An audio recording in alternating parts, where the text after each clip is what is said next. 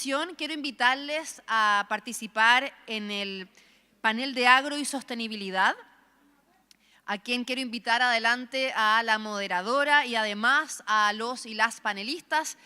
Invito al escenario a la moderadora de este panel y vicepresidenta de la Cámara Chileno-Brasileña de Comercio, Selma Núñez, a quien le damos un gran aplauso.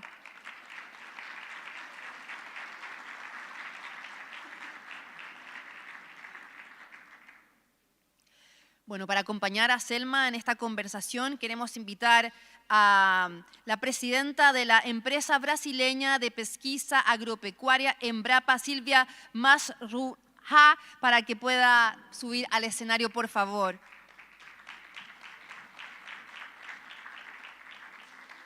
También invitamos al COO de Face Lab Chile, Bruno Becerra. Un aplauso grande para también Bruno. Invitamos a subir al presidente de la Asociación Brasileña de Industrias Exportadoras de Carne, ABIEC, Antonio Jorge Camardelli. Un aplauso también para Jorge. Para seguir componiendo este interesante panel de conversación, invitamos a la presidenta del Consejo del Salmón, Loreto Seguel. Un aplauso para Loreto. Y finalmente invitamos al gerente de comunicaciones de Arauco en Chile, Nicolás Llovet, a quien también le damos un gran aplauso. Bueno, dejamos entonces con ustedes a Selma Núñez, quien va a guiar esta interesante conversación que tiene muchísimos desafíos y oportunidades, entendiendo además toda la situación que han vivido los países de la región por esta sequía que nos ha azotado en los últimos años y principalmente a Chile, que ya lleva cerca de 14 años. Muchas gracias, Selma. Te cedo la palabra. Muchas gracias. Hola a todos, ¿me escuchan? Buenas tardes. Gracias a PEX por la invitación, a la Embajada de Brasil por la invitación. Bueno, empezamos esse tema super interessante e importante, tema muito relevante, não, na pauta comercial nossa. Bueno, vou falar em português, melhor. O agronegócio brasileiro, né, realmente, e chileno desempenha papel muito importante nos seus próprios países e a nível global também. O Chile se destaca como o maior produtor do hemisfério sul em frutas, né, impulsionado aí pela diversidade do clima deles, pelo solo fértil e pela tecnologia avançada. O Brasil, o gigante industrial, né, que nós conhecemos, reconhecido historicamente pela produção e exportação de uma ampla variedade, né, de produtos agrícolas, soja, café, açúcar, enfim. Nos últimos anos, o Brasil aumentou sua participação no mercado de alimentos processados e se tornou o maior exportador em 2023, uma grande notícia aí para nós. Parte importante do nosso comércio bilateral está composta por produtos agroalimentares. A carne é um grande protagonista, né, desses produtos.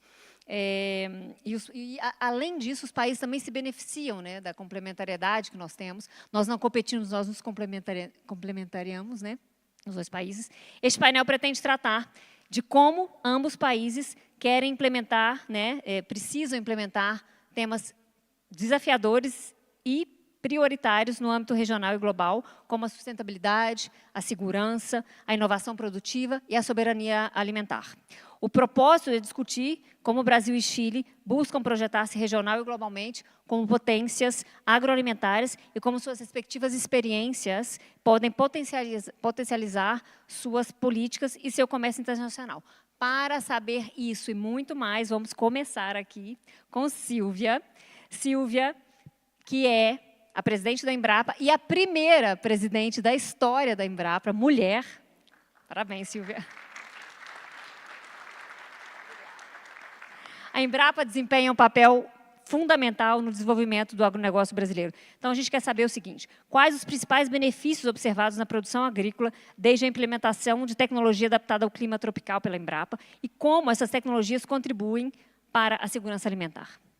Bem, boa tarde a todos. Primeiramente, gostaria de agradecer à Apex pelo convite de estar aqui, a Selma pela condução desse painel, com esses painelistas aqui.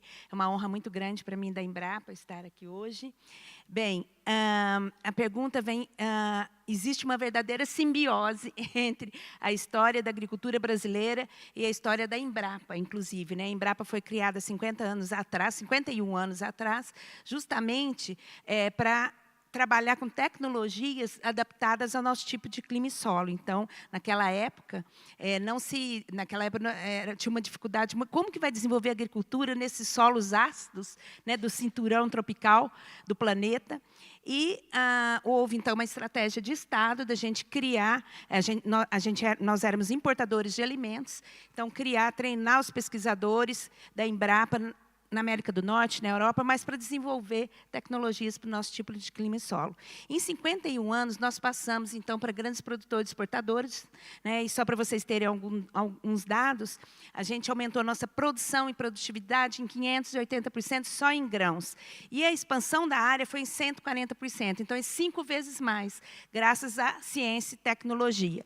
Então, a gente trabalhou desde cultivares, né, adaptadas, né, a nosso tipo de clima e solo, mas a gente inovou com práticas mais sustentáveis. Plantio direto, fixação biológica de nitrogênio, quando nem se falava ainda nessa questão dos bioinsumos, hoje da bioeconomia, o Brasil já trabalhou com micro-organismos de solo para trabalhar com a fixação biológica de nitrogênio. Só para vocês terem uma ideia, essa tecnologia hoje ela dá uma economia de 16 bilhões para o nosso país, né, muito adotada aí na questão do plantio de soja, 80% dos produtores utilizam. Então, para vocês terem uma ideia. Então, a gente passou ali, começamos com a expansão da agricultura para o cerrado, que era um bioma, a monocultura, depois passamos por uma segunda etapa, que foi desenvolvimento também dos sistemas consorciados, os sistemas integrados. Também no Brasil, nós temos 2 a 3 safras na mesma área. Isso também aumentou a nossa produção e produtividade. Então, a gente começou a integração lavoura-pecuária, né? Plantava soja, depois colhia o milho, e depois ali a braquiária, e muitas vezes já vinha com gado para alimentar daquela braquiária. E hoje, a gente trabalha no modelo integração lavoura-pecuária-floresta. E só para mostrar alguns dados do LPF, saiu essa semana 12 anos de pesquisa da Embrapa, com a parceria público-privada, mostra que o modelo ILPF, né, em um sistema integrado, ele estoca 30 quilos de carbono no solo por ano, enquanto a monocultura, 20 quilos. Então, isso mostra resultados da nossa agricultura, como que a gente vem trabalhando com essa agricultura sustentável. Além da gente avançar na área de biotecnologia, então, prospecção de genes resistentes a estresse hídrico. Nós tivemos um trabalho muito grande, por exemplo, da uva, da fruticultura do sul do nosso país, para o semiárido brasileiro. A gente hoje produz, né, uva no semiárido brasileiro. Então, a gente adaptou a diversidade dos biomas que o Brasil tem, nós desenvolvemos tecnologias adaptadas para os diferentes biomas. E o mais interessante disso tudo, e aí tem sistema agroflorestal no norte, a gente está falando de açaí com cacau, uma modalidade muito grande de sistemas de produção, de culturas. Na área animal, a gente avançou bastante, seja na pecuária de corte, na pecuária de leite, na área de suínos e aves. Então, a gente avançou bastante. Hoje, estamos trabalhando numa outra linha da economia azul, dos pescados, também tem avançado no nosso país. Mas o interessante disso tudo é que, quando você olha os dados, o preço da cesta básica no Brasil caiu. Então, mostra, a cesta básica hoje, ela é 62% do preço que era em 1975. Então, isso mostra aproximadamente uma redução de 40%. Então, você vê pelos dados, né, esse aumento da produção e da produtividade, e isso ajudou a garantir a segurança alimentar no nosso país.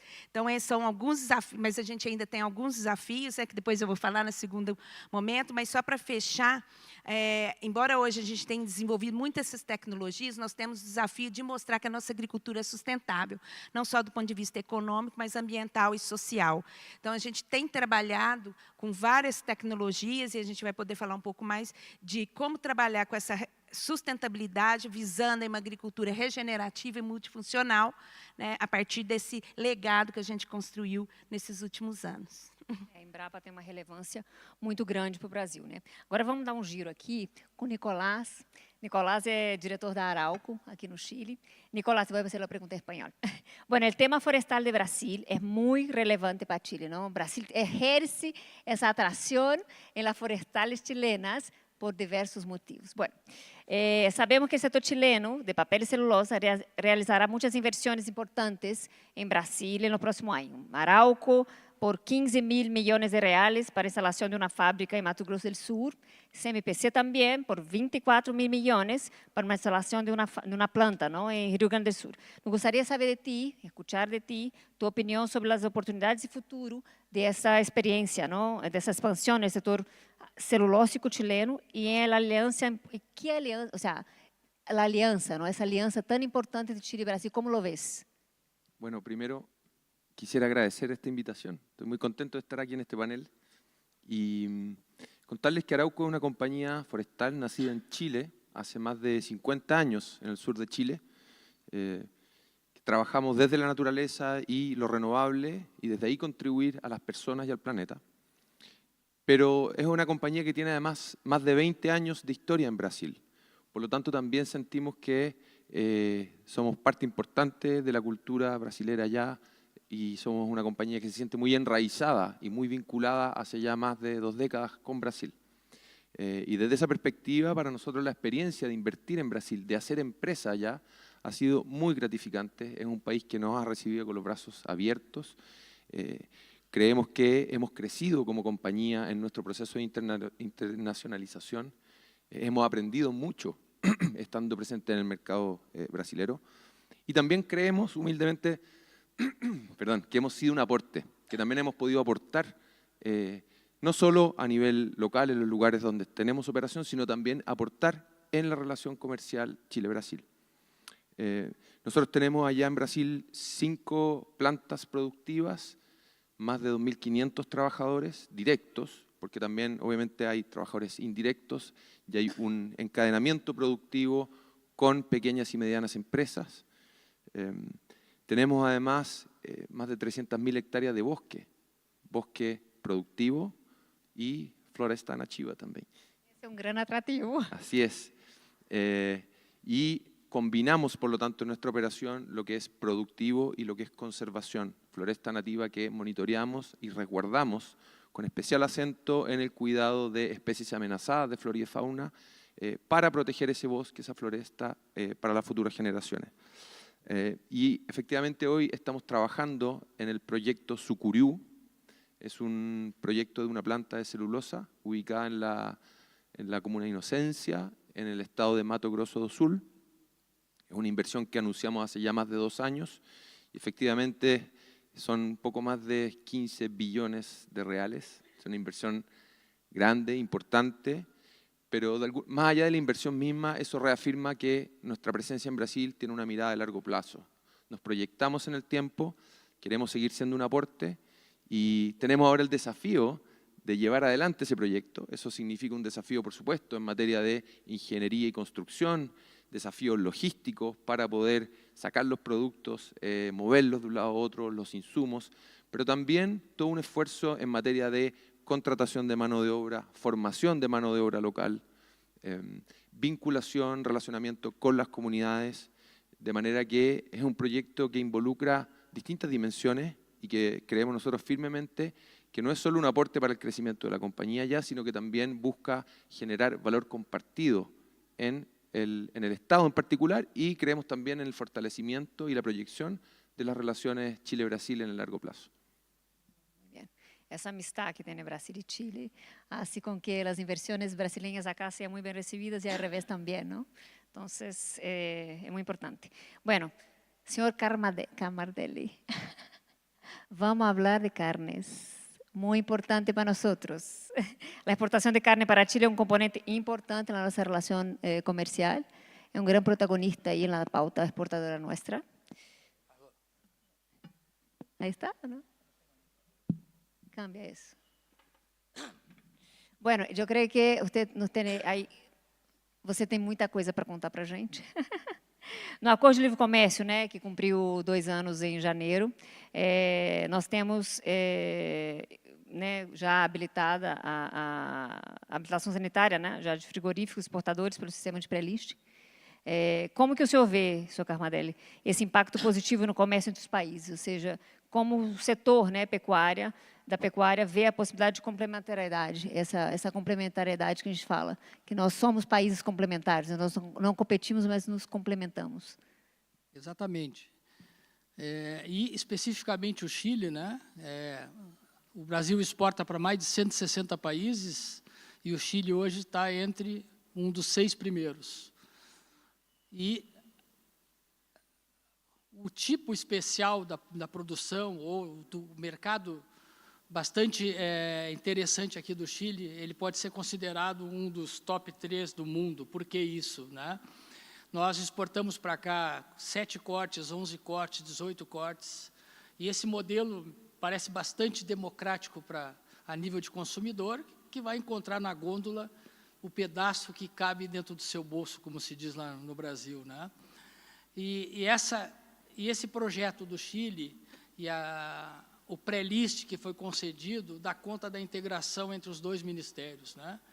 O SAG, por sua excelência, acompanha todo o projeto e tem sido um sucesso absoluto. O ano passado a gente exportou 100 mil toneladas, esse ano a gente fecha o semestre com 10% no comparativo maior, ou seja, 240 milhões de dólares, e mais do que isso, né, a integração não fica por aí.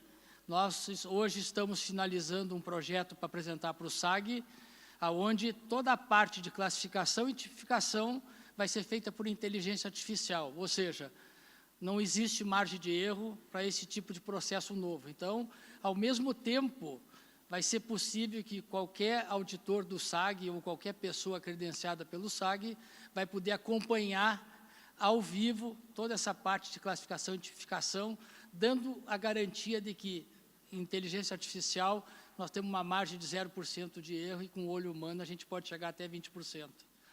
Então, indubitavelmente, é um grande parceiro e essa sequência nos dá muita tranquilidade de continuar investindo dentro desse processo e, como eu disse anteriormente, é um modelo que a gente o modelo chileno praticado hoje com o Brasil, depois da inteligência artificial, está servindo de modelos para outros países e, com isso, a gente deixando de ter uma burocracia excessiva, até as auditorias online hoje, que são muito mais eficientes, de alguma forma, do que as presenciais, isso leva o dinamismo do processo comercial. E o Chile, como eu disse anteriormente, tem sido um grande exemplo. E, de certa forma, né, ou melhor, não podia deixar de comentar que hoje o Brasil, por ser o maior exportador de carne do mundo, esse ano nós deveremos chegar aos 13 bilhões de dólares, nós temos uma condição ímpar, que é a estabilidade dos 3 pilares básicos.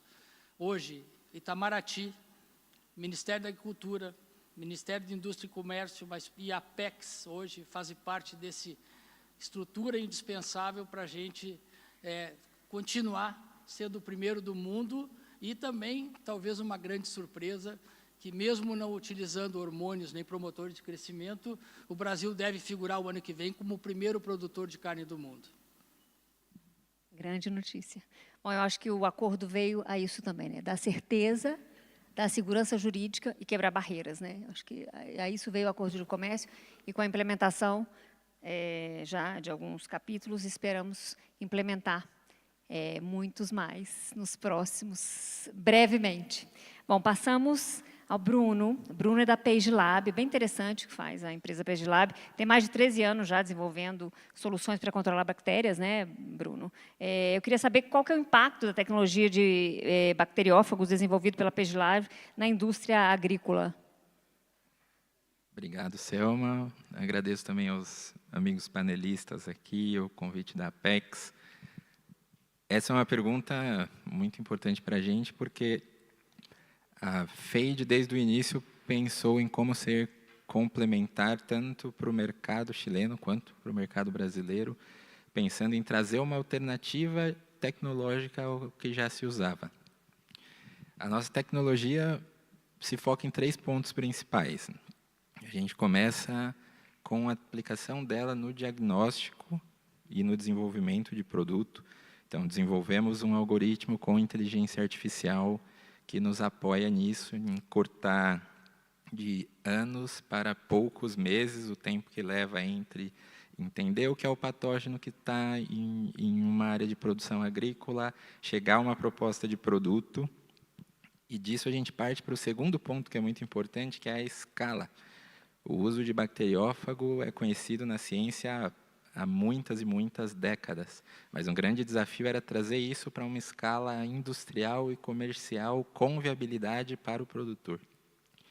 E é um grande trunfo que a gente conseguiu na FadeLab, chegar nesse nível de escala para ter os produtos comerciais chegando competitivamente para complementar o portfólio que hoje é disponível para os produtores.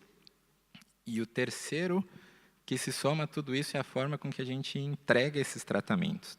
Então, ao invés de focar em vender uma garrafa de produto, por exemplo, a gente trabalha junto aos clientes nas aplicações dos produtos, geração de resultados para entender como o produto efetivamente funciona no cliente, como esse complemento efetivamente acontece.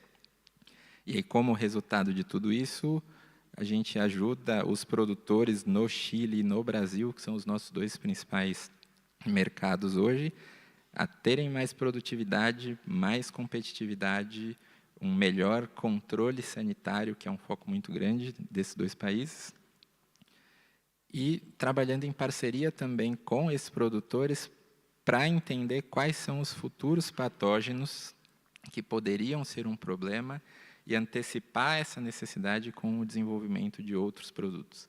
Então, isso cria um sistema retroalimentado na perspectiva de desenvolvimento e tecnológica. E na perspectiva de mercado, é a forma com que uma empresa chilena também complementa a cadeia de produção no mercado brasileiro. E, no final, o ciclo se fecha, como comentou o Camardelli, né, com a exportação dessa proteína animal, que, no fim, vem para o Chile também. Vocês estão instalados no Brasil, né? Vocês estão em que região no Brasil? Nós temos a nossa sede aqui em Santiago. A FadeLab é uma startup chilena, mas expandimos para ter um escritório no Brasil, em Curitiba. Temos uma operação comercial de aplicação no estado do Paraná, que está bem próximo dos produtores de frangos, que é o nosso primeiro foco. E temos trabalhado na expansão da cadeia de suprimentos também, para além do Chile, para trazer etapas de produção mais próximas dos clientes e ter um lead time total mais ágil. Excelente, excelente. Bom, agora vamos falar agora de um tema muito relevante também entre Brasil e Chile, que é o salmão. Aqui está Loreto a mi lado. Bueno, Chile é o principal produtor de salmão do continente americano e um dos principais produtores do mundo, ¿no? Brasil é o segundo mercado, bueno, de acordo com algumas estatísticas, ¿no? E também, algumas estatísticas chegam a calcular que 90% do salmão consumido em Brasil é chileno. Tuvieron, bueno, la Embajada de Brasil tuvo, no hace mucho, el Aquasur, tuvo ahí, bueno, tuvo Felipe, embajador, tuvo una presencia relevante en el Aquasur, destacada, ¿no? Y sabemos que hay mucha integración productiva, porque la comidita del salmón viene desde Brasil, o sea, se viene para Chile. Entonces, y además muchos desafíos tenemos, ¿no? En la cuestión de sustentabilidad. Entonces, Loreto, que é presidente do Conselho de Salmão, como o Conselho de Salmão está tratando questões de sustentabilidade, não? E quais as práticas estão sendo implementadas para minimizar eventuais impactos ambientais da indústria salmoneira. Ou seja, existem esforços conjuntos entre Brasil e Chile para promover práticas mais sustentáveis, ou seja, sustentáveis na produção de salmão. Aí queremos saber o que anda passando. ¿Se escucha ahí? Ahí sí. Bueno, primero, muchas gracias por esta invitación, muchas gracias Selma y a todo el comité organizador de este foro, que como bien dice, Empresarial Brasil-Chile, Chile-Brasil, y para nosotros como gremio que representa productoras del salmón, por supuesto que es un tremendo orgullo y también responsabilidad estar acá. ¿Qué duda cabe que el salmón es algo que une profundamente a Chile con Brasil? Hoy día, como bien dice Selma, el salmón chileno para Brasil, pero sobre todo también para Chile es tremendamente relevante. Selma dice es el segundo, tercero, créanme que por hoy día es el segundo y ojalá el primero. Pero dicho eso, es muy relevante el mercado brasilero, es muy relevante hoy día, incluso año a año crece. Entonces, efectivamente, hoy día las principales exportaciones de salmón son a Estados Unidos, pero después viene Brasil, el 2023 tuvo un crecimiento de más del 10%, lo que son las exportaciones de salmón chileno a Brasil. Tenemos casi $1.000 millones de exportación, casi 200.000 toneladas, son distintos tipos de salmones. En Chile tenemos 2 salmones, que es el salmón atlántico, bastante conocido, que es el que está en casi todo el mundo, pero tenemos un salmón bastante particular de nosotros, que es el salmón pacífico, muchas veces conocido como salmón cojo, que es el salmón que además hoy día está teniendo una presencia mucho mayor. Y ese salmón además tiene características de sustentabilidad mucho mejores. Es un producto, es un salmón que necesita menos tiempo de producción, es un salmón que se enferma menos. Entonces, de alguna manera, también es ese salmón pensando en ese desarrollo sostenible que yo creo que es muy importante. ¿Qué cosas estamos haciendo juntos en el tema de sostenibilidad y sustentabilidad? Que son 2 temáticas que a veces se confunden, pero que de alguna manera para nosotros es bien relevante comentarlo. Primero, para nosotros el tema de la sustentabilidad y sostenibilidad como industria es fundamental. Nosotros como industria del salmón no somos solo la segunda industria más relevante exportadora en Chile, sino que a nivel global somos el segundo competidor o el segundo país a nivel global en la industria de salmonicultora. Por lo tanto, el nivel de exigencia, el nivel de certificaciones que hoy día el mundo exige permiten validar que por algo somos el segundo y estamos aspirando, por supuesto, a ser el líder. Después, hoy día es Noruega e indudablemente tenemos características distintas, miradas distintas y productos también distintos. Yo diría que ahí es importante mostrar que eso es lo que hemos ido trabajando con Brasil, esa particularidad del salmón chileno que tiene ciertas particularidades importantes en el área de sostenibilidad. Entonces, aspirar a ser un competidor global, aspirar a seguir desarrollándonos, porque, como siempre lo decimos, quien no avanza retrocede, es fundamental. Hoy día, certificaciones son parte esencial de nosotros. Y respecto de Brasil, ¿qué es lo que hemos hecho, además de todo el tema de certificaciones? Es generar alianzas público-privadas. Que estemos nosotros hoy día aquí partió efectivamente con un trabajo mancomunado con la Embajada de Brasil en Chile, con el embajador Paula Pacheco y todo el equipo a quien agradezco. Estamos trabajando también de la mano con la Embajada de Chile en Brasil, el embajador de Polo y todo su equipo, con ProChile de aquí y ProChile de Brasil, y estamos generando intercambio comercial en esa mirada público-privada. Roles distintos, objetivos comunes, y yo siento que ahí tenemos hoy día el énfasis de trabajo desde el punto de vista de generar para esta proteína que tiene la menor huella de carbono, el menor uso de agua dulce, que tiene la mejor conversión desde el punto de vista de la cantidad de comida que se le da a un salmón y la cantidad que se tiene comestible de ese salmón, es muy efectiva y eficiente, es casi 1 a 1, es 1 a 1,2. Y yo creo que ahí estamos poniendo el énfasis en esa alianza público-privada, Chile-Brasil, con Chile, con Brasil, para construir que ese mercado siga creciendo, y en eso estamos trabajando. Eso es, alianza importante. Ustedes están en el mercado, están en todo Brasil. ¿Hay algún estado aún que ustedes no están? O sea, que quieren. Sí. Sí, hay muchos espacios que tenemos que desarrollar, por eso que yo diría que es un mercado muy importante y nos une algo más. Efectivamente es la acuicultura. Nosotros somos salmones, pero en Brasil está la tilapia. Por lo tanto, lo que hoy día estamos haciendo es juntándonos en ese concepto de acuicultura, transformación azul, lo que dice la FAO, la acuicultura, proteínas del futuro, y en ese sentido ampliar también la presencia. Estamos muy acotados a ciertas regiones de Brasil y por eso la importancia del trabajo público-privado. Por eso la importancia de trabajo con ProChile, con la Embajada de Chile en Brasil, y en la otra ronda cuento una actividad que tenemos en los próximos días que es muy entretenida. Bueno, seguindo a linha sustentável, eu queria perguntar para o senhor Camardelli. quais são as práticas sustentáveis que a BIEC e seus associados estão adotando, né? Como que essas práticas podem ser compartilhadas e aprimoradas com o Chile? Tem alguma iniciativa específica no setor brasileiro para reduzir o impacto ambiental da produção de carne e promover práticas mais ecológicas, que destacaria como exemplo e boas práticas? Você não pode contar, seu Camargo? Bom, nós, desde 2009, nós temos o monitoramento do desmatamento, né? Paralelo a isso, nós temos aí um trabalho frequente no sentido de aprimorar as técnicas de rastreabilidade individual. Existe um compromisso do ministro Fávaro, né? E a gente, nos mais diferentes fóruns e em alguns estados mais à frente, a gente tem pilotado essas características de avanço nas condições de rastreabilidade. A gente também pode citar o programa ABC, que é Agricultura de Baixo Carbono, que onde são, desde 2011, é uma prática instituída pelo governo brasileiro e pelo Ministério da Cultura, onde esse programa, né, ele preconiza e cobra desenvolvimento sustentável nas suas diversas culturas, né? E também em relação à própria produtividade. Nós crescemos mais de 156% em produção e tivemos um decréscimo de área cultivada de 15%. Isso dá uma economia de cerca de 260 milhões de hectares de área cultivada, né?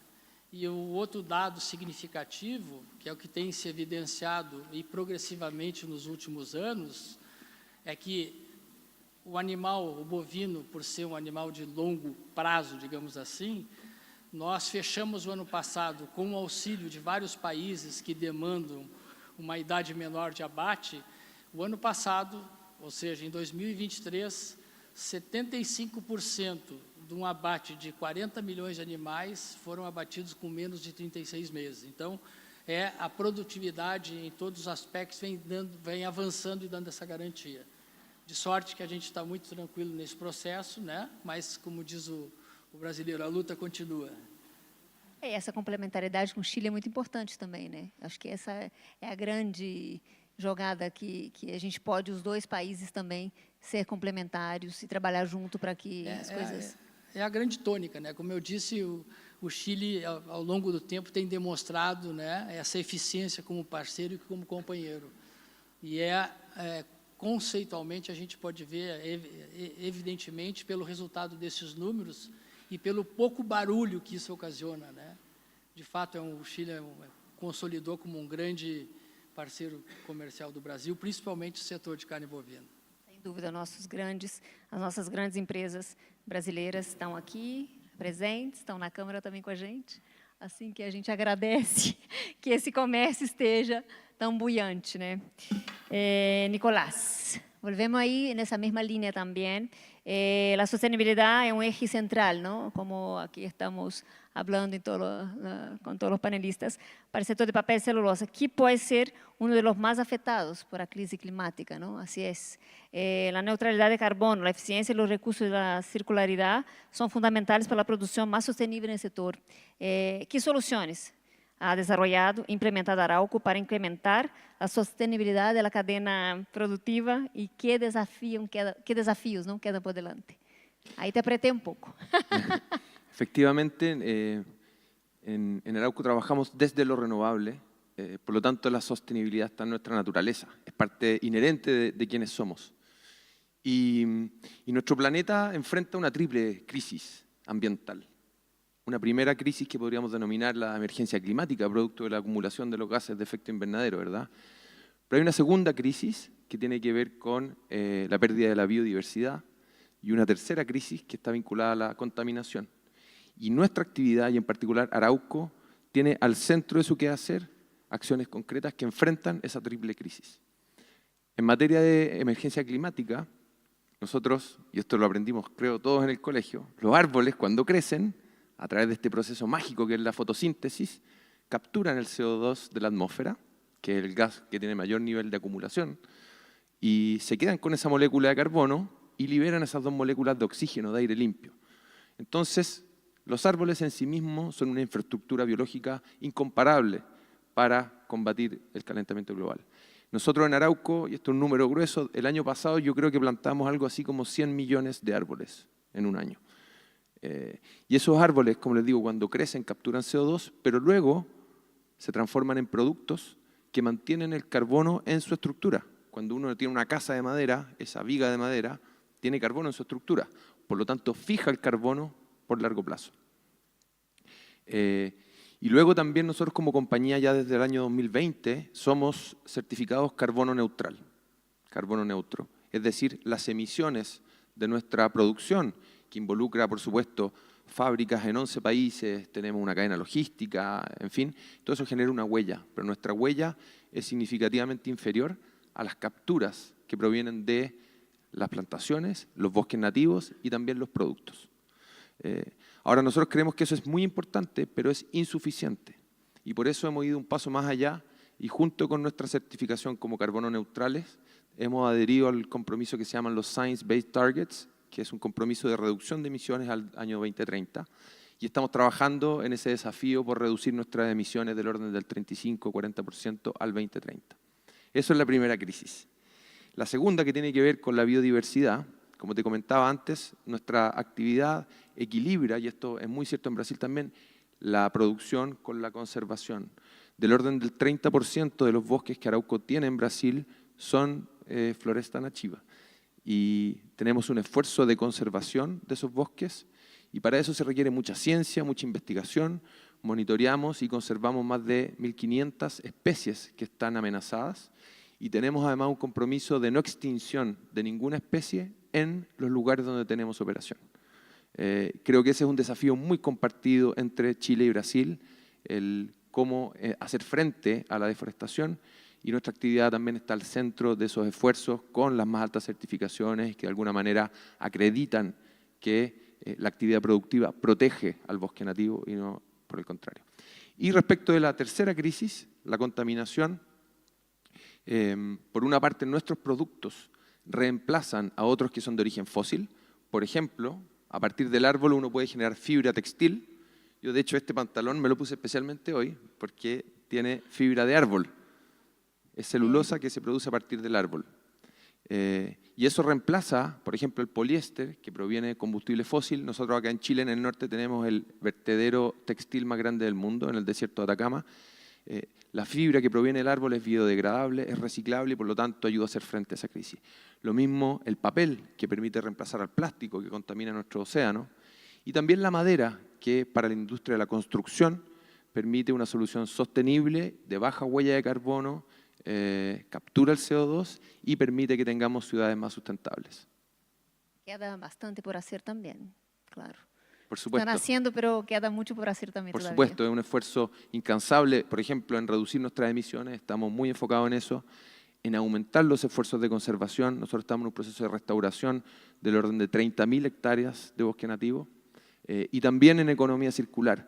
Tenemos un compromiso de ser zero waste al 2030. En Brasil estamos muy avanzados. De todos los lugares donde estamos presentes, Brasil lleva más del 90% de ese logro. En Chile nos falta un poco más, pero apuntamos a hacer 0 residuos al 2030. Muy bien, muy bien. Bruno, explícame para nosotros um pouquinho quais os possíveis benefícios para o setor da agricultura no Brasil com a adoção das tecnologias desenvolvidas por vocês, para a Pedilar Chile, e para o controle sanitário, especificamente aí para o controle sanitário. Você explica aí para a gente um pouquinho como é que funciona. Sim. Pensando nos dois países, a gente vê, para começar, uma sinergia muito grande no nível de controle sanitário que tanto o Chile quanto o Brasil têm. Até de vanguarda, pensando na comparação com vários outros países produtores no mundo, e esse foco é muito importante, porque pensando que os animais mais saudáveis geram uma proteína mais saudável, um alimento mais saudável para as pessoas. E daí vem a nossa base na FadeLab, pensando nesse conceito de saúde única. Então, nosso foco de desenvolvimento dos produtos e das tecnologias foi pensando também em como melhorar o bem-estar animal, ter uma criação mais saudável que leve a saúde ao longo da cadeia. Então, o nosso trabalho, até com o desenvolvimento dos produtos, esse conceito de trabalhar com um modelo de performance e acompanhar junto ao produtor como o desempenho do produto está, se conecta muito a isso. Quando a gente pensa no volume que o Brasil consome internamente, o volume que exporta, nessa sinergia de práticas de controle sanitário, a solução tecnológica que a gente desenvolveu aqui para o Chile, a princípio, já seria muito complementar para o Brasil também. É diferente de pensar em países que não consideram o controle sanitário com o mesmo rigor, que vai ser um lugar que não vai ver valor em usar uma tecnologia assim. Tanto o Chile quanto o Brasil veem muito valor e a gente experimenta isso no nosso dia a dia com os nossos clientes e de entender o resultado que isso traz. Não é só o controle de uma contaminação em um animal em específico, porque para alguns patógenos como a salmonela é uma grande preocupação ambiental também. Você não vai ter um diagnóstico de uma salmonela em um frango com uma quantificação para aí começar a agir. O controle sanitário nos dois países é preventivo, pensando em não deixar que aconteça para uma criação mais saudável e que leve à saúde ao longo da cadeia. E por isso o Brasil foi um grande foco da FadeLab, pensando em como complementar esse mercado, tendo perto de nós um grande produtor, um dos mais fortes produtores no mundo de proteína animal, e trazendo o que a gente desenvolveu de tecnologia no Chile para o Brasil para apoiar nisso. Claro, como os dois países têm esse intercâmbio tão importante, é importante que os dois países tenham aí na mesma página, né? Bom, Loreto, qual o impacto das práticas de manejo sustentável na qualidade e na aceitação do salmão no mercado internacional? Cuéntanos un poquito de la actividad que van a tener también. Gracias. Bueno, cuando uno dice actividad internacional, en las relaciones internacionales, yo siento que uno de los focos que hemos puesto desde el Consejo del Salmón es no olvidar nunca que somos una industria exportadora. Y al ser una industria exportadora nos obliga y nos impulsa a siempre pensar global, a cómo generamos instancias de trabajo conjunto con otros países que hoy día son relevantes para nosotros, y ahí entonces entra Brasil.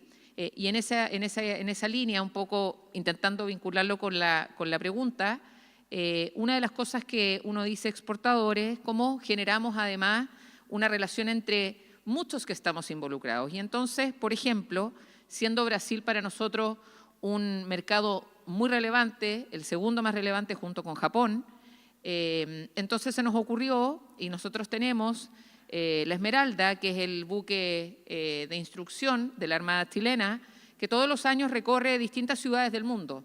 Y resulta que en este momento viene la Esmeralda navegando desde Portugal a Salvador de Bahía y recala el día 10.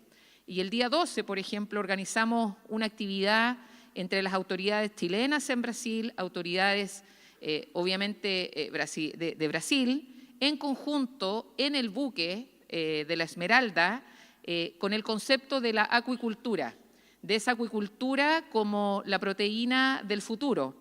Y en ese sentido, claro, nosotros somos un país donde esa acuicultura se materializa en los salmones y en el caso de Brasil muy fuertemente también en la tilapia. Entonces, lo que quisimos hacer fue generar esas alianzas, algo bien inédito. Entonces, por ejemplo, el día lunes 12 vamos a tener una actividad conjunta Chile-Brasil en La Esmeralda, en Salvador de Bahía, estos dos ámbitos de la acuicultura del futuro. Entonces, yo diría que es algo bien novedoso, es algo distinto, está involucrado las autoridades, insisto, eso público, privado, las empresas, y esa mirada de decir el salmón chileno en Brasil es importante, pero también es importante esa identidad entre los países. Por lo tanto, no es casualidad que efectivamente la Esmeralda recale en Salvador de Bahía y vayamos a hacer esse tipo de atividades. Genial, genial, genial. Aí a ver se estaremos. Bom, o panorama do agronegócio Brasil e Chile é marcado por desafios e oportunidades, né? Ambos países têm o potencial de continuar crescendo, consolidando como importantes players no mercado global de alimentos, desde que invistam em sustentabilidade, tecnologia, inovação e cooperação bilateral para ser fundamental para o desenvolvimento de um setor agroalimentar mais forte e resiliente em ambos os países. Bom, muito obrigada a todos vocês. Prazer estar aqui. Muito obrigada.